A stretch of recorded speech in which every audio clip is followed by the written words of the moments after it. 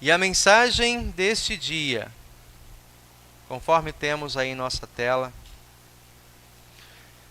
ele ainda fala, o Espírito Santo ainda fala. Ele ensina, ele nos lembra e ele nos consola. Olhando para esse texto que eu destaco, gosto sempre que vocês levem um versículo para casa. O versículo 26, eu convido vocês para pronunciarmos ele juntos.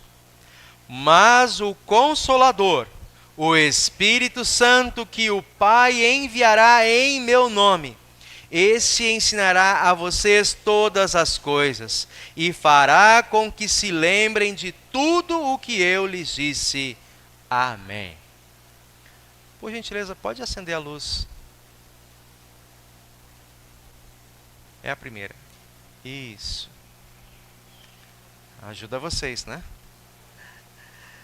Pois bem, meus irmãos. Certa vez, olhando para as histórias da vida, encontrei essa reflexão. Uma senhorinha preocupada, já idosa, com seu filho pequenininho, ela tinha uma preocupação. Precisava trabalhar, mas todo dia, antes de sair de casa para o trabalho, ela deixava um bilhete para o seu filho. Não era criança, já era adolescente. Deixava esse bilhete dizendo com alguns lembretes para ele. Não esqueça de tomar o remédio. Ligue para a vovó.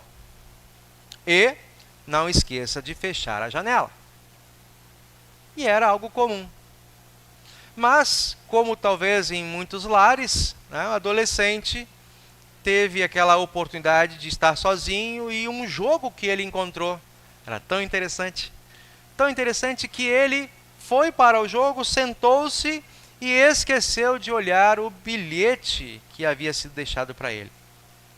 Distraído, ignorou a lembrança e o papel que estava para ele, e no fim da tarde, choveu. Ele havia pegado no sono e por isso esqueceu, dentre outras coisas, de fechar a janela.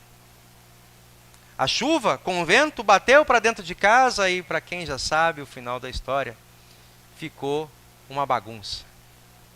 Quando a mãe daquele adolescente chegou, viu, né, tudo bagunçado e ele dormindo. O filho, então, acordando, envergonhado, foi e viu tudo o que aconteceu e entendeu.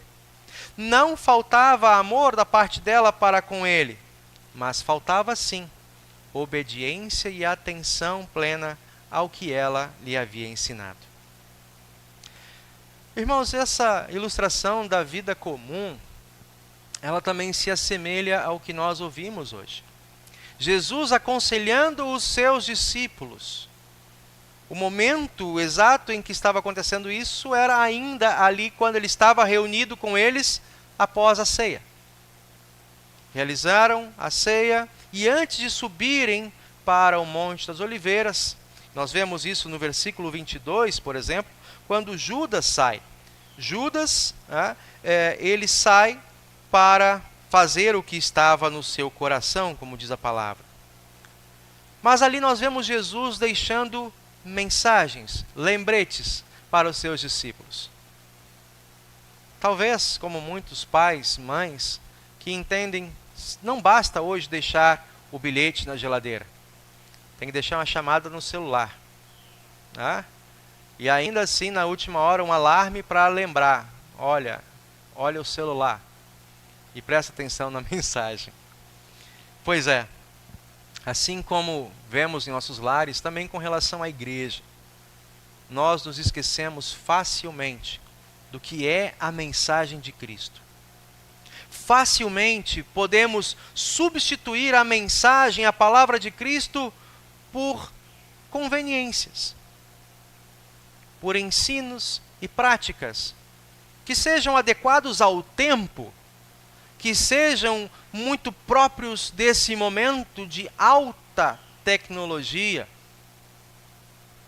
onde a satisfação individual toma prioridade sobre o ensino e aquilo que é bom para o grupo, para o coletivo. Mas diante dessa realidade que nós podemos ver em jornais, em muitos noticiários, dentro das igrejas, isso não faz com que nós deixemos de lado o que Jesus traz para nós em João capítulo 14.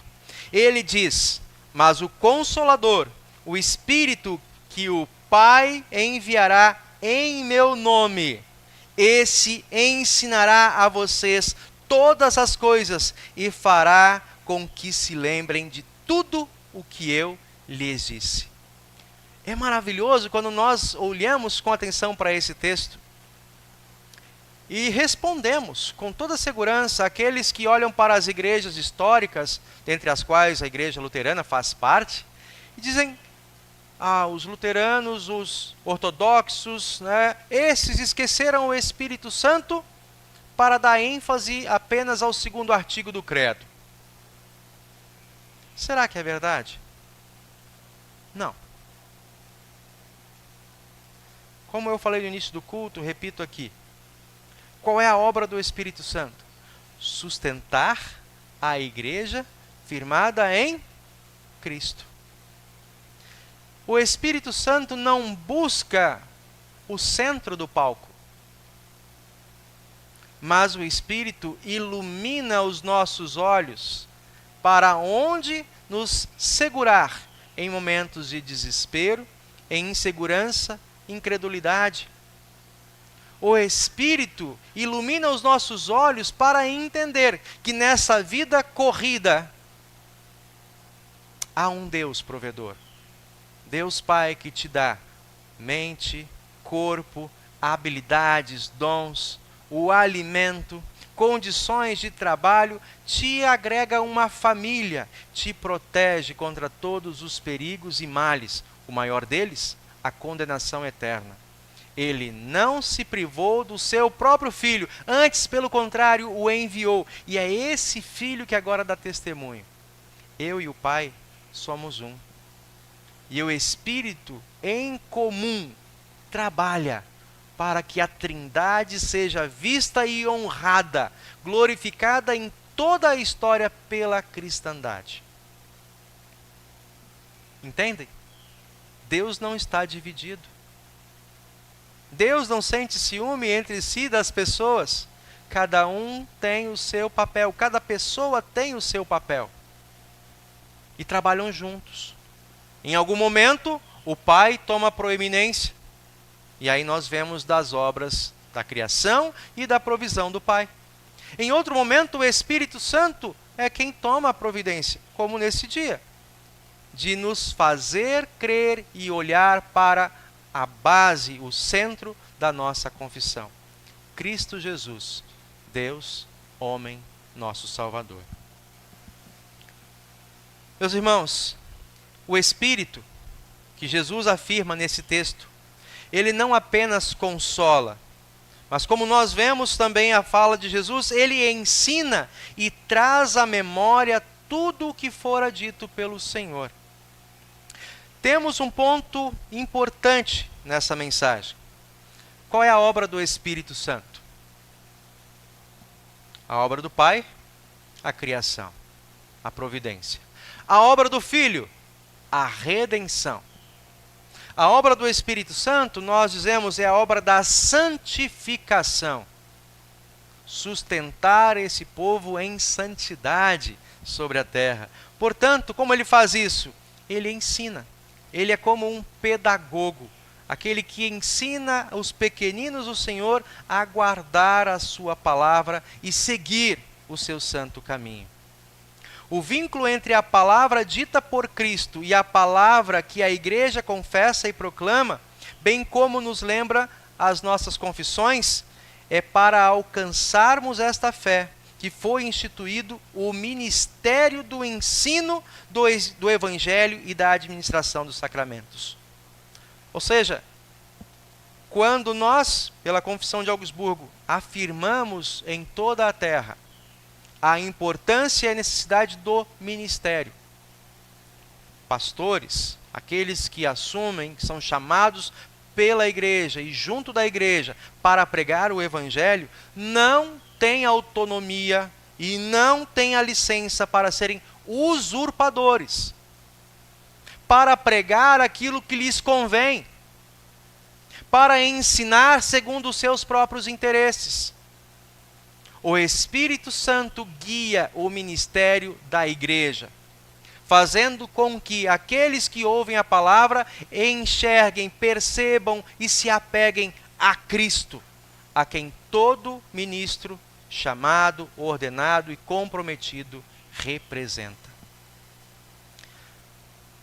Na história que eu contei, o filho, ele peca porque é negligente. Ele havia recebido instruções, no entanto, não valorizou aquilo que foi deixado para ele. Esse pecado também está no meio da cristandade. Quando, pelo acesso à palavra, pela pregação e aos sacramentos, muitas vezes optamos em não valorizar, como aconteceu no período da Reforma e ainda acontecem hoje. Grupos religiosos que valorizam muito mais uma revelação imediata, sem a preocupação, o cuidado de que esta revele de fato a vontade do Senhor. Esse cuidado que estava presente também lá na Torre de Babel, quando o povo queria fazer a sua própria vontade e não guardar os ensinos que haviam recebido desde os dias de Noé. Cada um queria fazer com que a sua memória, com que o seu grupo, o seu colegiado ficasse conhecido. E assim, com o passar do tempo, mais fácil seria agradecer, elogiar, enaltecer aquela torre e os seus construtores do que aquele que, de fato, dá a vida e a sabedoria. Ali, em Gênesis capítulo 11, nós vimos a humanidade confiando em si mesma, buscando fazer o seu nome grande e desprezando a ordem do Senhor. O mesmo também ocorre quando tentamos viver uma fé baseados em nossas próprias emoções ou numa tradição. Porque era feito assim pelo meu bisavô, pelo meu avô, pelo meu pai, e agora eu faço também. Mas você nunca perguntou ao seu pai, ao seu avô e, se possível, ao seu bisavô, por que eles confessavam ou viviam a fé dessa forma? A mera repetição não traz de fato verdadeira reflexão. A mera repetição não traz reflexão. Já contei para vocês outras historinhas aqui sobre uma tradição da menina na família que tinha o costume de fazer o peixe no almoço da família. O peixe era partido no meio dentro da travessa e só comia a metade do peixe. E aí todo mundo repetia cada ano, de geração em geração. Quando uma menina sapeca, talvez como a Maria, um pouco mais madurinha, né, mais crescidinha, perguntou: mamãe, por que sempre fazemos assim? Quem traz essa pergunta? Está tão bem assim? Sempre fizemos. Suas irmãs nunca questionaram? Mas você questiona. Só que essa resposta a mãe não tinha, porque ela sempre fez assim. E aí a mãe lembrou: eu aprendi da minha mãe. E a menininha foi: vovó, por que que a gente faz o almoço da família assim? Um peixe partido no meio. E a avó disse: sapequinha, eu aprendi com mamãe. E a bisa ainda estava viva. E ela foi e perguntou: bisa, por que que nós fazemos o almoço de família sempre assim, com esse peixe partido no meio? E a bisa disse: ora, é porque quando nós éramos casados, seu biso e eu, muito pobres, e a nossa travessa era pequenininha, não cabia um peixe inteiro. Então a gente fazia o peixe partido no meio, assava e comia todo mundo junto. Depois as coisas mudaram, mas aquilo era tão gostoso porque lembrava os tempos difíceis em que a família foi construindo passo a passo até se formar unida a terceira geração. Olha que maravilha! Agora sim, aquela bisneta poderia repetir isso com alegria, contando as histórias do cuidado de Deus, mas se ela não tivesse conhecimento da sua origem, o porquê de cada uma daquelas coisas, para ela não comunicaria nada. Quando nós olhamos para a história da igreja e os relatos desde o Antigo Testamento, eles estão para nós não por acaso, mas para que nós entendamos a origem do amor de Deus, lá em Gênesis 3,15, que vendo a humanidade caída em pecado, não ficou contemplando parado, mas se prontificou: enviarei um descendente de mulher. Confiem na minha promessa. Gente, passou-se 4.000 anos. A historiografia da igreja bíblica aponta que aproximadamente 4.000 anos entre Adão e Jesus. São 4.000 anos para lembrar de uma mensagem, uma promessa. E quantas vezes precisaram de novo ser lembrados pelo Senhor? Ei, meu povo, eu ainda sou o seu Deus? Eu estou aqui presente. Eu cuido de vocês, eu faço andar de geração em geração, como nós aprendemos no resumo dos mandamentos. Eu sou Deus zeloso. Faço misericórdia até 1000 gerações sobre aqueles que me amam e guardam os meus mandamentos. E como Ele faz isso? Pelo Espírito Santo, que nos mantém, nos conserva nessa memória, que a palavra do Senhor é viva, eficaz e ativa de geração em geração. Isso é maravilhoso, porque ainda hoje, quando nós nos reunimos em culto, e nós chamamos crianças, adultos, qualquer um que chega para essa família, o fazemos dentro das palavras e a ordem que Jesus nos deu. Eu te batizo em nome do Pai, do Filho e do Espírito Santo. E é esse Espírito que confirma na vida e o coração daquela pessoa que de fato ele foi remido por Cristo Jesus. De que o sacrifício, o sangue derramado na cruz do Calvário, já há 2.000 anos quase, continua sendo válido e justificante para ele. Ainda que ele não compreenda a dimensão de tudo que está sendo derramado, mas ele crê. E isso é o suficiente. É maravilhoso quando nós ouvimos isso e olhamos para esse altar que o Senhor nos dá. Não importa se ele é suntuoso ou simples. Mas aqui, o Senhor de novo nos faz lembrar as suas palavras. Toma e come, isto é o meu corpo. Toma e bebe, isto é o meu sangue. E por que eu não abro mão disso? Porque é o Espírito Santo que nos torna como igreja confessional, que não muda a palavra de Cristo, porque o próprio Cristo não muda. E assim seguimos, no nosso desafio de geração em geração, em tornar memorável, em tornar vívido a todos que ouvem o Evangelho, que o Senhor permanece conosco, na palavra, no batismo, na Santa Ceia. Que segundo a sua promessa, Ele nos acompanha todos os dias, sendo Emanuel, que caminha com você, e não largará a tua mão. Porque Ele afirma: nenhum daqueles que o meu Pai me entregar, deixarei para trás. Que nós, nesse tempo de Pentecostes, nesse maravilhoso dia que o Senhor nos dá, uma bênção para viver e para lembrar que Ele é conosco e aponta os nossos olhos, ilumina-nos com os seus dons, para que nós reconheçamos e confessemos o único Deus vivo e verdadeiro, na pessoa do Pai, do Filho e do Espírito Santo. Amém.